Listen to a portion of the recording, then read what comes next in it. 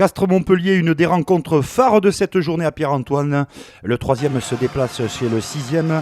Un match pour la course aux qualifications et Castres ne réussit pas à Montpellier. 10 victoires d'affilée pour les Castrés, mais comme on dit, toutes les séries ont peut-être une fin. En attendant, ce sont les Montpelliérains en ce début de match qui possèdent le ballon. Coup de pied par-dessus de Oléry.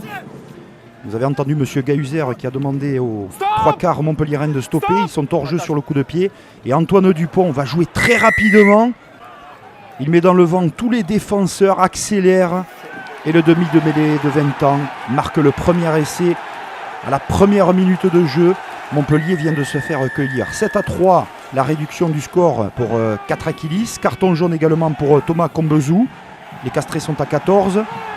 Inversion du jeu d'Antoine Batut qui trouve Nemani Nadolo pour la réaction d'orgueil de Montpellier.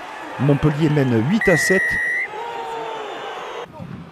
Une pénale touche de nouveau pour les Montpelliérains pour se structurer, avancer.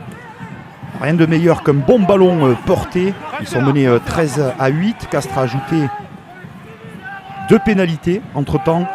Et le travail collectif et la puissance des Héroltais va payer. Après cette avancée significative et intéressante. Et c'est Villemc, le second de ligne, qui a pris le ballon en pick and go et qui va marquer un nouvel essai. Le match est tendu, âpre, serré. 15-13 pour Montpellier. L'inarrêtable et toujours surpuissant Antoine Dupont impulse la réaction des avants et des trois quarts. Castres est chirurgical précis. Illustration avec cette action. Des passes sur un pas.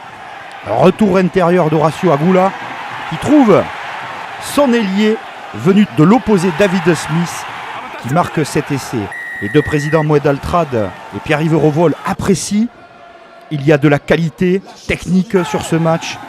Très enlevé dans des conditions difficiles. 26-15 pour Castres. Montpellier va cravacher pour revenir au score et c'est un doublé de Paul Villemc, l'ancien joueur de Grenoble, qui va dans l'embut et jeter un peu plus la pression sur les Castrés sur cette fin de rencontre. Mais Christophe Urios va avoir l'intelligence de faire rentrer son banc de touche, avec notamment Rory Cocotte à la manœuvre, Ourda Pileta la croisée pour Vialel. On va repartir de l'autre côté, servir à hauteur Horacio Agula, très présent, qui redouble avec Cocotte. Et Cocotte, choix payant, qui marque cet essai qui libère Pierre-Antoine. Montpellier ne reviendra plus dans cette rencontre. 33-25. Un dernier coup très bien joué en bord de touche avec Yannick Caballero, Rory Cocotte qui résiste au plaquage et qui donne aux troisième ligne Castré. Cet essai vient sceller le score. Victoire de Castres sur le score de 38-25. 34 points de moyenne à domicile pour cette équipe castraise. Il faudra bien compter sur eux. Vu la débauche d'énergie, Montpellier aurait mérité un point de bonus défensif. Il n'en est rien. Il faudra se remettre en question après les vacances.